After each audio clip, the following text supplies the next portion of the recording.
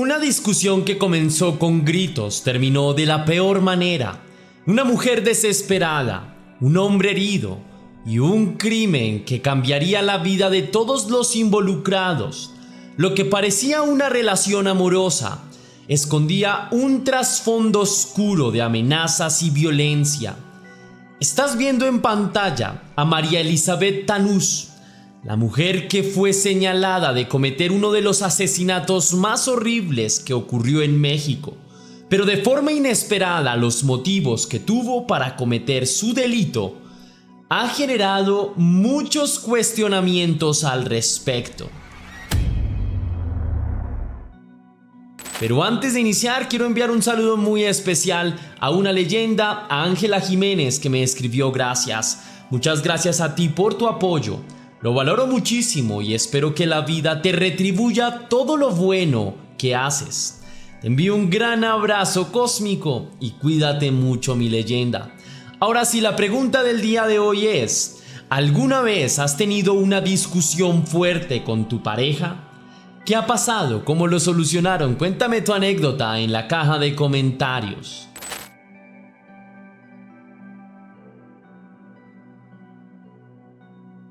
María Elizabeth Tanús Quirós nació en 1973 en la ciudad de Puebla, en México. Su padre era nada más y nada menos que el autor mexicano de cine y televisión Antonio Tanús, más conocido como Tony Bravo, quien durante las décadas de los 80 y 90 alcanzó bastante fama por interpretar papeles principales en telenovelas mexicanas. María no fue hija única. Se sabe que tiene una hermana, aunque en realidad es poca la información que ha trascendido sobre ella. Se sabe que ambas tuvieron una relación bastante cercana durante toda su vida. En lo que respecta a la madre de las dos, se sabe en realidad muy poco, y apenas se puede encontrar información sobre ella en internet. Lo que sí se sabe es que las hermanas Tanús recibieron una educación bastante tradicional, le inculcaron valores y fueron criadas con mucho respeto y con todas las comodidades económicas posibles. De niñas, las dos mantuvieron una relación muy cercana con el mundo del espectáculo, iniciadas por su padre. Fue María la que más quedó maravillada por este mundo y por tanto, años más tarde empezó a estudiar actuación en un centro de educación artístico de Televisa, una de las empresas mexicanas de medios de comunicación más grande de todo México y donde su padre trabajó durante varios años.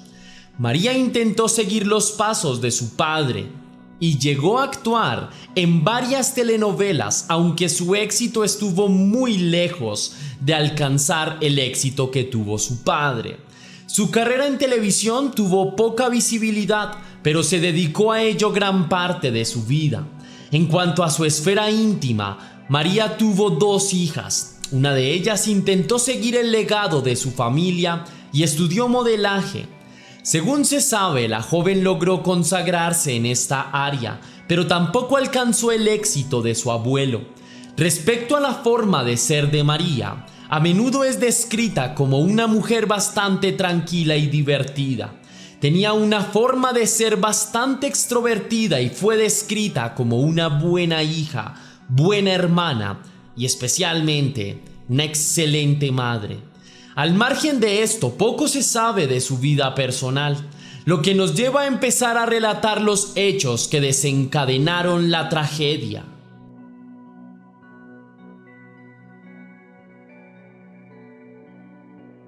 Para el año 2017, María empezó a interactuar con un hombre a través de Facebook. Un día, de manera inesperada, recibió una solicitud de amistad de Vicente Vargas Ramírez. No lo conocía de nada, pero le pareció atractivo y aceptó la solicitud. De ahí en adelante, el hombre tomó la iniciativa y empezó a interactuar con María Elizabeth. Vicente era mayor unos cuantos años y no era oriundo de México. Su país natal era los Estados Unidos, nació en Los Ángeles y cuando empezó la interacción con la actriz, todavía vivía allí. Antes de María, Vicente había conocido a otra actriz mexicana llamada Liz Gallardo. La naturaleza de su relación nunca quedó bastante clara, pero la mujer se refirió a Vicente como un hombre bastante simpático, alegre, muy respetuoso y que tenía muchos amigos. A pesar de esta actitud, el hombre también tenía algunos problemas de índole emocional, por lo que a veces sufría bajonazos anímicos. Al margen de esto, la interacción entre María y Vicente se fue haciendo cada vez más frecuente con el paso del tiempo. Mantuvieron contacto durante semanas, pero todo de forma digital. Ambos se entendían muy bien y era evidente que había química entre ellos dos. Vicente empezó a sentirse demasiado atraído por ella y dijo que se había enamorado incluso. En este marco, hacia septiembre del año 2017, ambos decidieron que era un buen momento para conocerse en persona. Vicente se ofreció a viajar desde Los Ángeles hasta Puebla para poder conocer a quien él creía que era el amor de su vida. Vicente arribó a México el 28 de septiembre. Allí fue recibido por María y finalmente, después de varias semanas de espera, la pareja pudo empezar a interactuar físicamente. Tras su llegada, Vicente se hospedó en la casa de María, primero porque no tenía dinero suficiente para pagar una estadía larga en el país, y segundo, porque por esas épocas Puebla fue afectada por un enorme sismo que causó bastantes estragos en la arquitectura de la ciudad. Por esa misma razón, María tuvo que mudarse de su antigua residencia y buscar una nueva. Contrario a lo que podría creerse, la llegada de Vicente no supuso la materialización del idilio que ambos habían soñado durante tantas semanas. Por el contrario, María empezó a sentirse un poco decepcionada, pues mencionó que la actitud del hombre era muy distinta a la que ella creía. El hombre alegre, tierno, extrovertido que había conocido a través de las redes sociales había sido reemplazado por un sujeto de aspecto mohíno, ensimismado y que se comportaba de manera muy extraña con ella, incluso como si quisiera guardar las distancias todo el tiempo. Pese a ello, María le presentó a algunos de sus familiares, pues creía que aquello sería un estado temporal y que con el paso de los días el hombre volvería a ser el hombre de quien ella se había enamorado antes. 4 días después de la llegada de Vicente, el 1 de septiembre del año 2017, la pareja salió a divertirse a un casino de la ciudad. Durante la salida hubo algo que detonó las diferencias entre ambos y cuando regresaron a la vivienda de la mujer, los vecinos del edificio empezaron a escuchar una acalorada discusión que con el paso de los minutos subía más y más de tono. Al principio, los residentes de la zona pensaron que se trataba de una simple y común discusión entre dos personas que están iniciando una relación. No obstante, poco tiempo después, empezaron a escuchar señales inequívocas de violencia extrema, objetos que se rompían a diestra y siniestra, gritos y golpes. Esto naturalmente los hizo sentir miedo, pero la preocupación vino cuando la voz de un hombre empezó a pedir ayuda y a pedir que por favor llamaran a las autoridades competentes porque estaba a punto de morir. En ese momento, los residentes optaron por llamar a las autoridades en Puebla. Esto sucedió aproximadamente a las 6 de la mañana. Sin embargo, las autoridades llegaron hasta el lugar de los hechos a las 8 de la mañana, 2 horas después. Cuando arribaron, encontraron a María Elizabeth en el balcón de su casa. La mujer amenazaba con tirarse y no paraba de gritar que Vicente había intentado agredirla y que ella lo único que había hecho era defenderse. Hasta el lugar también llegaron paramédicos y desde abajo notaron que ella tenía sangre en su rostro y en la ropa interior que vestía. La mujer no dejaba de amenazar con tirarse, aunque los médicos y oficiales le suplicaban que no lo hiciera. Ella, a todas luces, estaba en medio de una crisis nerviosa. En ese momento dijo algo que resultó bastante impactante, y es que, según ella, Vicente era portador del VIH y la había contagiado. Naturalmente nunca le había dicho que tenía la enfermedad. La mujer después dijo que el hombre la había amenazado y que luego había abusado íntimamente de ella y de sus hijas, por lo que las había contagiado a todas de VIH. Ella decía que aquel hombre era el diablo. Mientras los médicos intentaban persuadir a la mujer para que no se lanzara del balcón, las autoridades subieron hasta el apartamento. Allí derribaron la puerta y en el interior de la casa se encontraron con lo que sospechaban. En medio de la sala yacía el cuerpo sin vida de Vicente en medio de un charco de sangre. El hombre estaba rodeado por un flujo carmesí y tenía varias heridas de arma blanca en todo su cuerpo y además también tenía el broche del pantalón suelto y la bragueta abierta. María, por otro lado, tuvo que ser retenida por las autoridades que llegaron al apartamento. La mujer tenía manchas de sangre en todo el cuerpo y sus ojos estaban inyectados de sangre. Tenían las pupilas sumamente dilatadas, lo que evidenciaba que se encontraba en un estado de crisis nerviosa. A pesar de ello, María Elizabeth Tanús fue detenida y llevada a una estación de policía.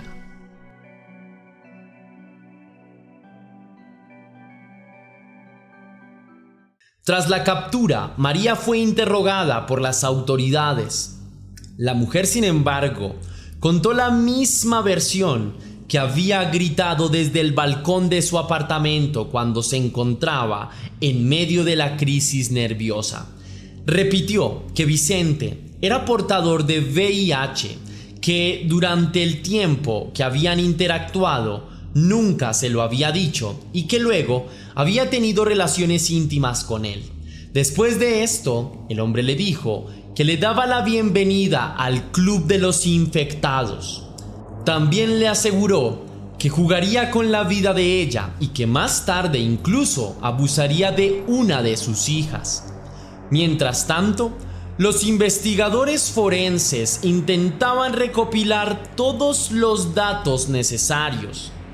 Por otra parte, se determinó que el sujeto había sufrido más de 50 heridas con arma blanca en todo su cuerpo. Estas incluían brazos, tórax y piernas. Sin embargo, la herida mortal se produjo en la carótida y producto de la pérdida abundante de sangre, el sujeto perdió la vida. Algunos días después, el 5 de octubre, el cuerpo de Vicente le fue entregado a una de sus hermanas, mientras que el 6 de octubre se llevó a cabo la primera audiencia, en donde las autoridades intentaron armar una línea de tiempo sobre lo que había sucedido. Según los testimonios recopilados, la discusión había durado más de 3 horas. Había iniciado a las 3 de la mañana y había terminado en el fatal suceso a eso de las 6 de la mañana o 6:30 de la mañana.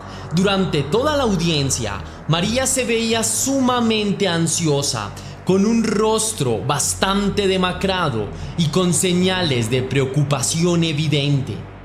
La mujer no pudo mantener la compostura cuando un juez confirmó que el hombre fallecido era portador de VIH. María se derrumbó por completo y aunque había intentado convencerse de que aquello era una completa mentira, ahora se lo aseguraba el juez. Prácticamente no podía dar crédito a esas palabras. El juez tuvo que hacer un receso para que María fuera atendida por un personal médico, pues se descompuso por completo. Tras el receso, se dieron a conocer más detalles sobre este caso.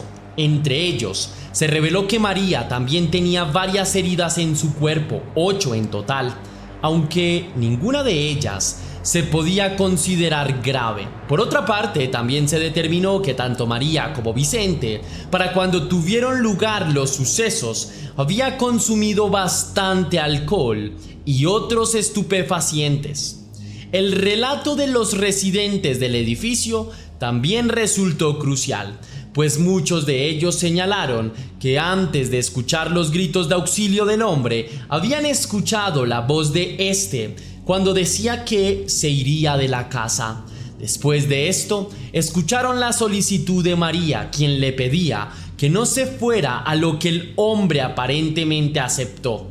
Tras esto, la fiscalía terminó su exposición con detalles sobre el hallazgo del cuerpo. Por otra parte, la defensa de María, a la que se sumó su hermana, trató de argumentar que ella había actuado en completa y legítima defensa propia, pues el hombre la había amenazado con quitarle la vida y con amenazar con la vida de sus hijas. Pese a esto, el juez dictaminó una medida de prisión preventiva contra María mientras se hacían más investigaciones pertinentes y se lograba determinar qué había sucedido aquella fatídica madrugada.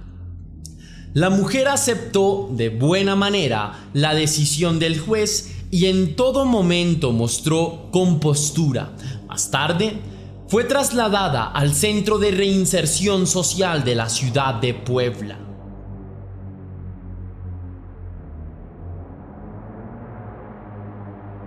Tras esto, su hermana apareció varias veces en medios de comunicación y publicó varios videos a través de las redes sociales, videos en los que protegía la inocencia de María. En algunos de ellos decía que de no haber actuado de la forma en la que lo hizo, muy probablemente haría parte de la enorme cifra de víctimas por violencia de género que tiene lugar en todo México. Su hermana aseguró que María solo había actuado para intentar salvaguardarse de un hombre que quería hacerle daño. Tony Bravo no tardó en aparecer en los medios de comunicación. El hombre se mostró devastado por todo lo sucedido y dijo que creía fervientemente en la inocencia de su hija.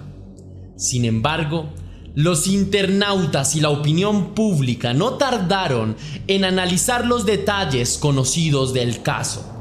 Muchos de ellos pensaban que la mujer no había actuado en defensa propia, pues las heridas de su cuerpo probablemente no eran producto de un ataque de Vicente, sino efectos colaterales del ataque que ella había protagonizado contra su víctima. Una cosa que la gente no lograba explicarse era cómo la mujer había atacado a aquel hombre en tantas oportunidades. Esto se entendía por muchas personas no como un acto de defensa propia, sino como un acto de ensañamiento. En el año 2018, María Elizabeth fue vinculada nuevamente al delito de homicidio calificado y durante bastante tiempo estuvo a la espera de que se llevara su juicio oral. Durante ese tiempo estuvo a la espera de una sentencia. Entonces, su hermana apareció nuevamente varias veces en medios de comunicación para dar a conocer la versión de María sobre cómo habían transcurrido los hechos en esa madrugada. Según ella, desde el momento en el que Vicente arribó a México, su hermana notó que aquel era un hombre con una serie de conductas bastante violentas. Durante el poco tiempo que habían logrado interactuar, el hombre se había mostrado controlador. De hecho, el día que habían estado en el casino, el hombre supuestamente le había quitado a María un dinero que ella había ganado. Después de llegar del casino, Vicente supuestamente habría llevado a María a una habitación, la habría encerrado y le habría quitado el celular para dejarla incomunicada y totalmente indefensa. Tras esto, el sujeto habría discutido durante varias horas para que finalmente el hombre la amenazara, a lo que ella había reaccionado defendiéndose con un cuchillo. Varios años pasaron hasta que se llevó a cabo finalmente el juicio, que tuvo lugar en marzo del año 2020. En este juicio, la defensa de María argumentó que se habían pasado por alto varias evidencias, entre ellas que María tenía una mordedura en la entrepierna y que no se había encontrado el arma que ella había utilizado para defenderse. También se criticó la tardía reacción por parte de las autoridades que llegaron al apartamento, pues recordemos que llegaron 2 horas más tarde de la llamada que se hizo a las 6 de la mañana, donde se reportaron todos los hechos de la discusión. Pese a los alegatos de la defensa, María fue encontrada culpable y sentenciada a 13 años y 4 meses de cárcel. Para optar por la libertad condicional, tendrá que cumplir al menos la mitad de su sentencia tras las rejas. Algo que no se sabe hasta el momento es si María realmente fue contagiada con VIH, un dato que debió tener impacto con el desarrollo del caso y el cual, al parecer, no tuvo mayor importancia para el desarrollo del juicio. La sentencia fue duramente criticada por una parte de la población. Consideraban que María efectivamente actuó en legítima defensa. Sin embargo, otra parte de la opinión pública sostiene que María obtuvo la pena que merecía, pues no creen que ella haya actuado realmente por defensa propia, sino como revancha al enterarse de que su pareja tenía VIH y probablemente la había contagiado. Al margen de esto, lo que sí parece ser unánime es que en el juicio hubo detalles que debieron ser investigados con mayor rigurosidad en su momento. Si te gustó la investigación de este caso, mi querida leyenda, déjame saber con tu misterioso like. Si quieres y si puedes hacer una pequeña donación para la producción de Test Misterios, estaré enormemente agradecido. Lo puedes hacer de 2 formas distintas: con el botón de super gracias y con el link de PayPal que tienes en la descripción, en el comentario fijado. Y si lo haces, ya sabes que recibirás un agradecimiento personalizado y un saludo de mi parte para un próximo video. Sin más que añadir por hoy, mi querida leyenda, recuerda que las dudas te acompañan, que somos misterio y que tú y yo nos vemos en el próximo caso.